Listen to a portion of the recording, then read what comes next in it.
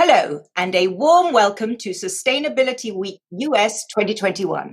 I'm Zanny Minton-Beddoes, Editor-in-Chief of The Economist, and I'm delighted that you are all joining us for what I know will be a fantastic week of content with a wide range of in-depth interviews, case studies, and panel discussions, all dedicated to examining how American businesses, NGOs, policymakers, and investors are addressing the many threats posed by climate change, both within the US and globally too.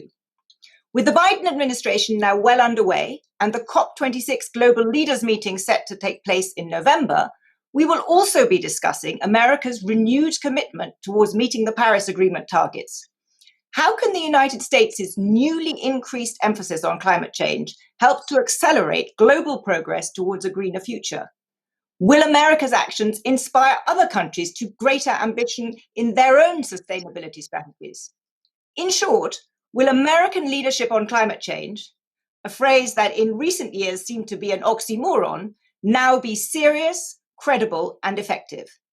To discuss this with me as we open Sustainability Week US today, I'm delighted to welcome my special guest, Secretary John Kerry, who is currently serving as the first United States Special Presidential Envoy for Climate. Secretary Kerry, welcome. Thank you for having me. I'm delighted to be here with you. Very important subject, obviously. Well, we're delighted to have you. I wanted to start with this notion of US leadership and whether the US can really be relied upon to lead the global charge on climate change. I don't think anyone doubts President Biden's commitment. Your own role is testament to that. So are the bold targets. So is the ambitious new legislation in front of Congress. But it's not at all clear how much of that legislation will pass. And climate change is still a very design issue in the US. And Republicans, frankly, could take Congress next year. So how can you convince the rest of the world that US leadership is credible, is here to stay? Well, I think that obviously a great question and an important one. I think that the reason that leadership is credible is because we're going to have such a massive movement in the economy globally with the amount of money that is being invested and the administrative changes that the president is able to put in place without the need to have congressional approval. There's going to be a momentum created out of that is going to keep the United States moving in this direction. And I think people can take comfort out of the fact that when Donald Trump pulled out of the Paris Agreement, the next morning, I stood up with Governor Cuomo and Governor Brown, Governor Inslee of Washington, and together we announced that while Trump was out, the American people were actually staying in. And fully 37 states of our 50 states have already passed renewable portfolio laws and are living by them. And more than 1,000 mayors in America, the mayor of every major city in our country, said at the same time, we're going to stay in. So those 37 states represent 80% of the population of the United States of America. So yes, Donald Trump pulled out, but because of those laws at the local level, the United States itself stayed in and continued to move towards the achievement of the Paris goals. And the testimony to that is the fact that in the last few years, 75% of the new electricity in the United States has come from renewables. You couldn't build a coal-fired power plant in the United States today if you wanted to, because no bank will fund it. And now the major banks of America, together with some of our asset management companies, have all articulated with clarity, with pledges, the amount of money they will be investing in climate-related activity over the next 10 years. And the floor for that investment is at about $4.16 trillion over 10 years. So I don't think any politician can change what the world is going to move towards over the course of these next months. The challenge for all of us is not, will we get where we need to go? It is, will we get there fast enough? And that's what's so critical.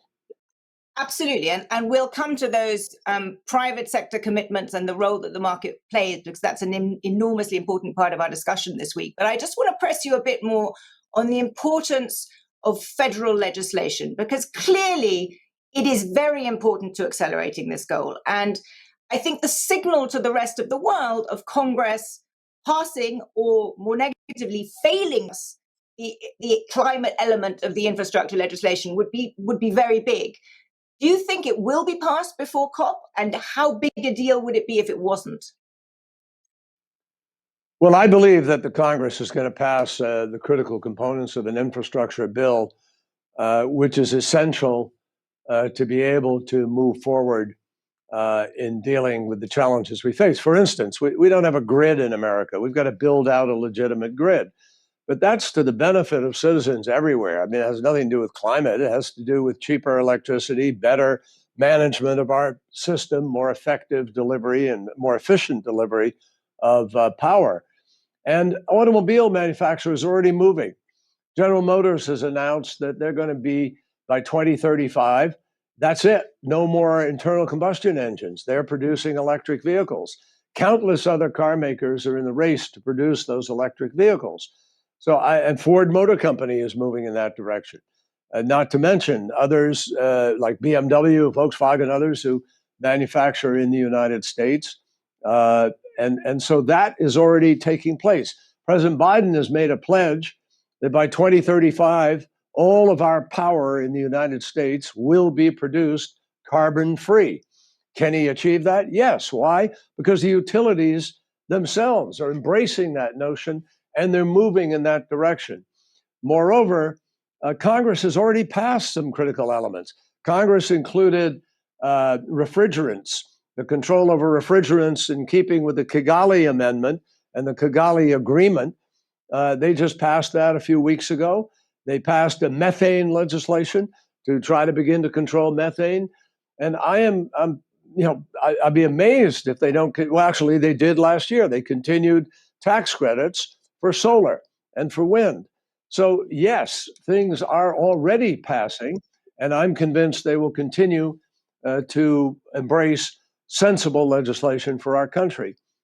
But just before we move on to the things that are already happening, will it not, however, be a big dent to US credibility as a leader in this if you don't get meaningful passage? And yes, people want this, but many Republicans don't want the president to have a great victory. So there is a domestic political uncertainty here. And I'm just wondering, when you talk to your fellow leaders in other countries, do they ask you, can we be sure you guys are going to push through with this? Sure they do. Of course they asked me that. They asked me that and the other questions you asked about why they should believe us. But I think I've made it clear that this is not dependent exclusively on the Congress. It is going to happen because there are rulemakings that will take place with the Environmental Protection Agency, the Energy Department, under Jennifer Granholm's able leadership, is already moving to embrace new technologies which are being funded. The private sector itself is embracing that. This is going to happen. Governments can delay it by a little bit. Governments can get in the way. But those are governments that are going to be left behind because there's so much happening at the grassroots level, at the subnational level, at the international level. And I think leaders, real leaders in most countries, are looking at this and saying to themselves, you know what? This is jobs. This is economic development. This is international leadership. This is health and safety for my citizens. This is, frankly, the security of our nation. And that's for all the nations that are looking at this now. That's why there is actually, I think, a race towards some of these new technologies. And it's only the countries that get into that race that are going to be providing the great jobs that come with this new energy future, which people are embracing. So I think it's a very exciting time. This is the largest market that the world has ever known. Literally. I mean, it's 4.5, 5 billion users today. It's going to go up to 9 billion users by 2050. And during that time, we're going to see massive amount of new technology and job creating opportunities coming online. Battery storage, hydrogen, direct air capture. I mean, there are countless other things that are going to be critical to our ability to be able to do what we need to do. But I think we're on that march, and I'm confident about our ability, as I said, to get there.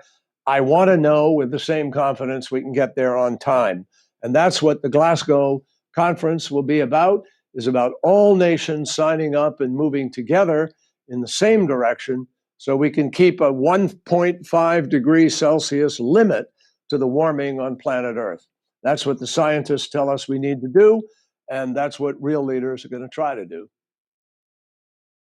You're absolutely right, of course, that there is a lot happening and that there's a lot of popular demand for this, and many countries have moved a lot further than the US has. But one question to me is, and you're also right, that this will only happen if market signals are pushing for it. And we'll come to the innovation bit in a second.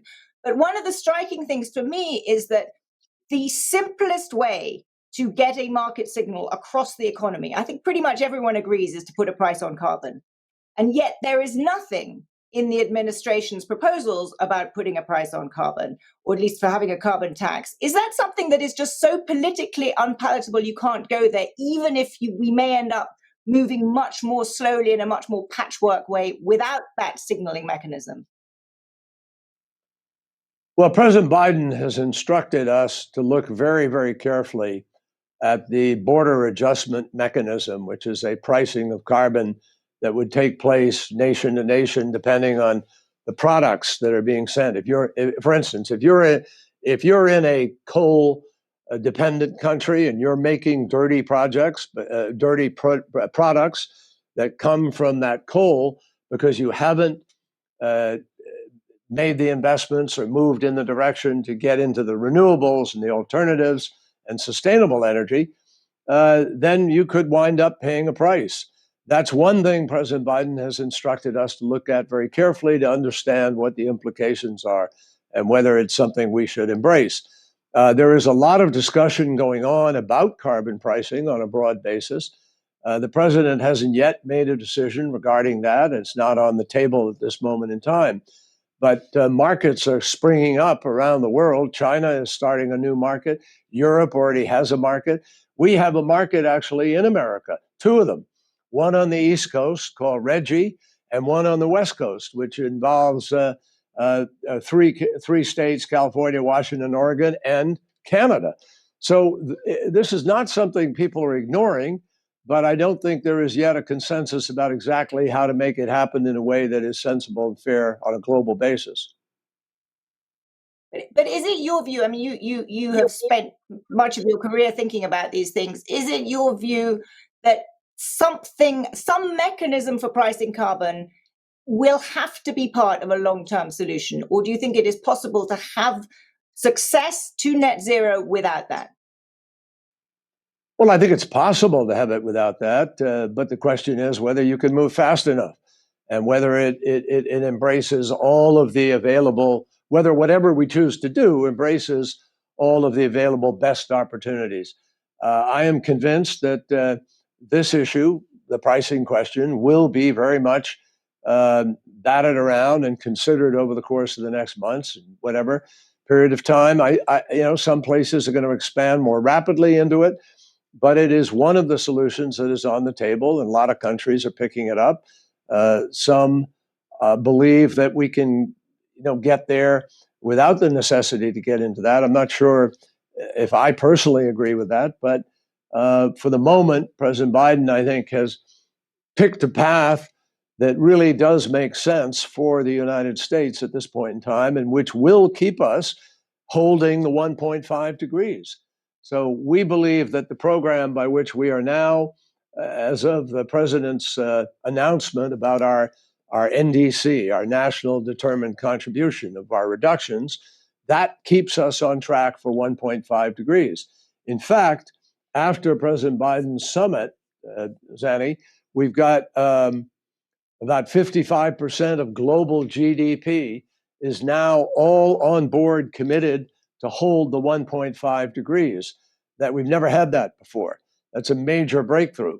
Now we have the other 45% that need to come on board and join us in going to Glasgow to do the best we can to keep and limit the rise of temperature at the 1.5 degrees if we can. You said and have said often and absolutely rightly that technologies that don't yet exist will play a huge role in stabilizing the climate. And I think most climate experts would agree with you, most scientists would agree with you.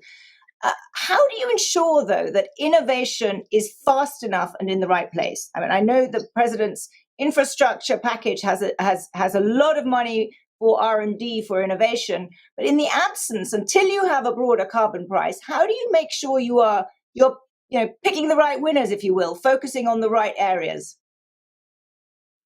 Well, I don't think it's the job of government to actually pick the winner or determine the loser. I think that government needs to create broad constructs which attract capital to an enterprise, and it's the innovators, the entrepreneurs, the folks who invest the money are going to decide where they think the best shot is. Usually they've done a better job than government in trying to do that. But I do think what I said was, to be precise, that a certain number of technologies, according to the IEA, are not at scale. They're vetted. You've got these technologies out there, but they're not yet able to come to scale, which is critical to applying them to the broad economies of the world. There are some things like direct air capture that we just don't really fully know how to do yet. We don't have 2 weeks of storage, but we're getting there. We're moving very rapidly towards it. We're expanding, and it's very encouraging. There are a number of localities and even countries that are up around 90%, 85, 90% production of their energy through renewables. And that differential to the 100% is taken up by battery storage or some other kind of storage. There's also water storage. There are other kinds of creative storage being developed. So there are a lot of pieces of this that are coming together. I keep saying to you that the challenge is that will we do it fast enough? And I think the key is that we've got to, as governments, come together and create consortia that will join together to put money and ingenuity at the table in order to do the kinds of innovation scale-ups that are necessary so that we get this job done. I feel very optimistic about that, to be honest with you. I think there are incredible things happening already which have the capacity to change the world for the better in the way we're providing energy or transportation or doing agriculture or doing industry. But we still have some tough hurdles to get over. We're not yet there sufficiently with curbing the emissions from heavy industry, the cement, concrete, steel, and so forth. We have real work to do in that field. But I think there's a lot more space. President Biden, I know, believes this very deeply, that there's a great deal of space for us to be able to be joining together with other countries, working together, collaborating in order to accelerate the R&D that we need, and then to bring it to scale and get it out into our economies. So let me push you a little bit more on that, because I'm obviously coming from The Economist, delighted to hear that you're not going to be in the business of picking winners. But there is a large facet of the president's plan, which is a Buy American facet, and clearly is tying investment in these areas with the creation of American jobs. How do you fit that with what you've just been saying about consortia of countries working together? Because it is clearly being described in the United States context as part of a national security plan as well as a jobs plan. Well, I think where and how you provide your energy is a national security issue for every country. Nobody should be dependent on energy from fragile parts of the world where it may be interrupted by extremism, by terrorism, by war, whatever. And I think that we decided long ago that the safest economy and the safest country are those that produce their own energy. And that's what you can do with alternative, renewable, circular economies, self-sufficient energy. And that's exactly what we're aiming to do. But that doesn't mean that if you're able to invent something and you have products in the United States that help you do these things, I don't think it's inappropriate for a president of the United States to encourage people to buy locally and buy from ourselves. What matters is that whatever you're doing is WTO compliant, and that you're not violating international trade laws. But there are ways to encourage people to buy products from their own countries and still remain within the trading scheme of nations. And I'm confident the United States will do that. One country where this will, of course, and has already come up a lot is the United States' most important competitor country, if you will, which is China, where by many measures, the relations between the United States and China are pretty terrible and have certainly not improved under the new administration. But you've argued that climate should be a standalone issue and that the two giants should be able to and must work together. But in China, you hear much more often that climate cannot be separated from other parts of the strategic relationship. It can't be a standalone issue. So I guess how have you been able to make progress with the Chinese, given the difficulties across the broader relationship? Well, look, obviously, there are some difficult issues between the United States and China right now. We all understand that. But look, China is a smart country led by people who look very carefully at these issues, and they understand it doesn't really do anybody any good to be adamant about one issue or another while you're on a suicide pact to destroy the planet. I mean, what good does that do to anybody? It just doesn't make sense. Of course, it has to be a separate track. Some of those other issues will take longer to work through. They don't demand the same immediacy in some ways, with the same kind of broad impact on a global basis that the climate crisis does. But if we go past many more tipping points, whether it's Greenland and its ice sheet, or Antarctica, or warming of the ocean, or the level of our storms and their intensity, or the rising of sea level, I mean, there's so many different components of this that are going to cost trillions upon trillions of dollars for all of our economies and ultimately challenge life itself in many parts of the planet. And if we were to sit there saying, well, I'm going to fight over this issue that's a trade issue or a cyber issue, and we're going to fight about that while the world is falling apart, you'd really be certifiable. And I don't think that any of us want to fit into that category. I could ask you plenty more about China and whether one is certifiable in that, but we're going to be running out of time, and I want a couple more final questions. The first is, what do you concretely expect from the COP in November? What is a definition of success for you there? I think success is getting a critical mass of countries moving forward to hold to the 1.5 degrees, setting targets that are realistic in the next 10 years from 2020 to 2030. That's the critical period of time. If we don't reduce emissions enough as a planet between 2020 and 2030, we make holding 1.5 degrees impossible. And we also make achieving the net zero by 2050 impossible. You just have too steep a curve. If you don't reduce enough emissions between now and 2030, in those next 20 years, barring the miraculous discovery of something we don't even know about today, we don't have the ability to reduce fast enough in that aftermath to get to the goal we've set. The scientists have set, not us setting it. So what we're doing is we're listening to science. And the scientists have told us, if you want to avoid the worst consequences of the climate crisis, you must use the next 10 years to reduce your emissions sufficiently that you hold the temperature down. Right now, as I said, we have 55% of global economies committed to doing that. We've got other countries that aren't yet committed. And some of them are very big countries like China with 28% of the emissions of the planet. And we have to work with China, with Russia, with Mexico, with a number of other countries around the world, Brazil, for instance, in order to reduce the emission levels, that we are giving this planet the best opportunity to get through and defeat this crisis and win this battle. I'm convinced we can get there. And I hope in the next 4 months, 5 months, we have 5 months until we go to Glasgow.